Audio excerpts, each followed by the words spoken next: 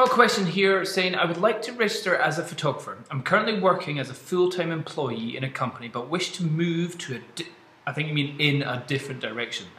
My questions are about bureaucracy of photography, such as self-assessments, taxes, that's the same thing, insurance, etc. How often do I need to do these things and how much does it cost?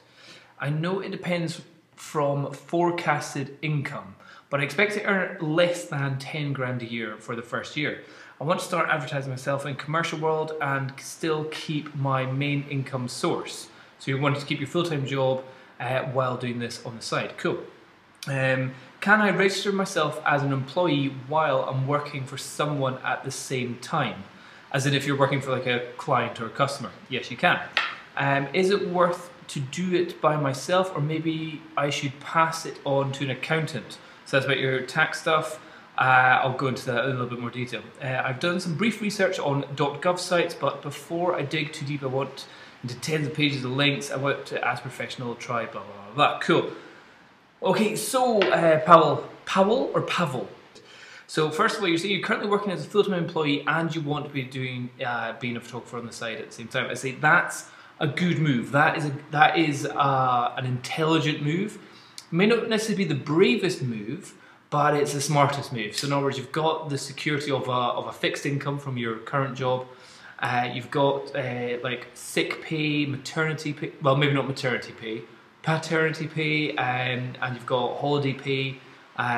Certainly in the UK, you've got all these things if you're working in the UK from your current normal employer, as long as you are got a proper contract and you're not on a 0 hours contract. So check the contract that you've got with your current company before you think it's also wonderful. I would say sometimes the bravest move is to just kind of go full hell for leather for it, but there is a danger of it. If you're not that great, or if you don't have the contacts, or if you don't have the connections in some way, it could be a difficult time. But sometimes necessity, what's the phrase? Necessity begets innovation, ingenuity, something like that. So sometimes when you have to become successful, that's when you become the most successful. So think about that on the side. So you're wondering about your taxes and stuff, how often do you do that? But you only need to do your taxes once a year, depending on your country that you're in, when it is and all that kind of stuff. But usually in the UK it has to be done before the end of January.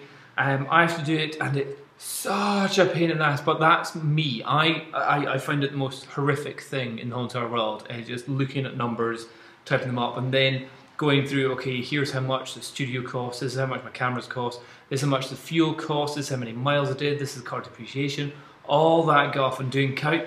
Oh, maths, hate it. Even though it's simple maths, and even though it's maths of my money, I would rather be stabbed in the leg. However, it's not at the level where it's complicated enough for me to bother paying an accountant to do it. And if you're thinking that you're going to be around about the 10 grand a year area, it's actually quite good to have a little bit of an understanding of how you do your own taxes.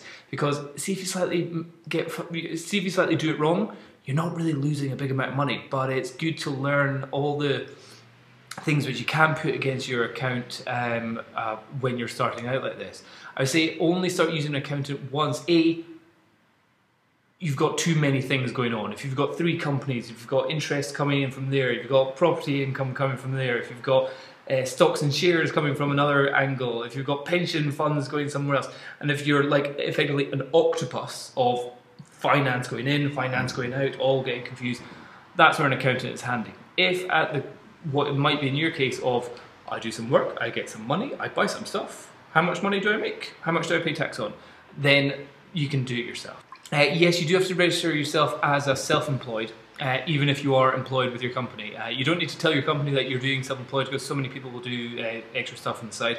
If it gets to the point where you even buy, or where you even have a business card, you effectively are self-employed. You're doing work which is out with your normal PAYE job. And that's when you have to start doing your tax. And most of the time, or the first couple of years, if you don't do anything, you can say tax or money made 20 quid, tax earned nothing, you know. So sometimes it's just a case of just like, oh, go through the buttons, click, click, click, I made no money, I owe you nothing, send me a bill for nothing. You know, that's all you need to do. Yeah, it's good to have all that detail and start collecting all your receipts and files and invoices and all that kind of stuff as soon as possible.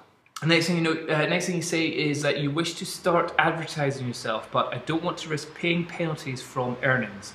I don't quite understand what that is meaning, because starting advertising and penalties would only be if you are late in paying your tax.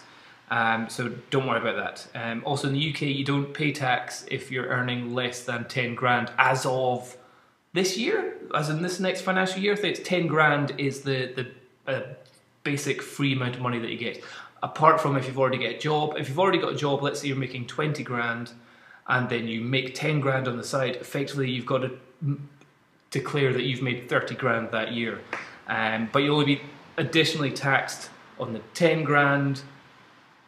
Yeah, that's where it gets confusing, but learn it. It's only confusing for me because I'm pretty thick.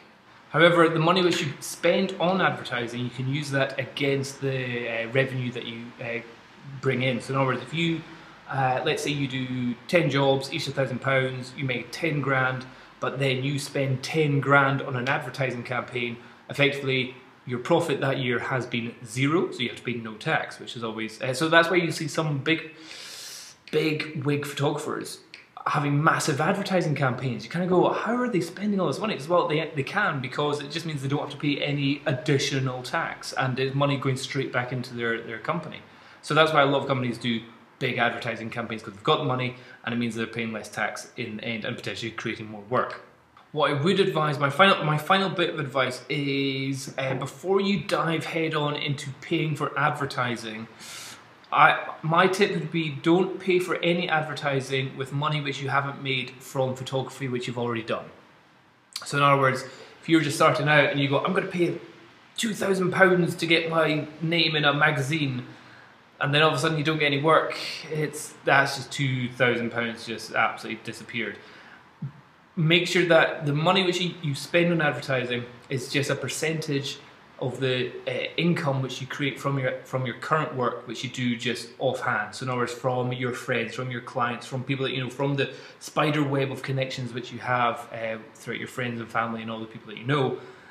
Use that money to pay for advertising to get people out with that circle. But I would say, certainly with certain types of magazines, unless you've got a product and a service already fully set up, advertising is, or like pay for advertising in magazines, newspapers, websites, all that kind of stuff, can potentially just be money down the drain.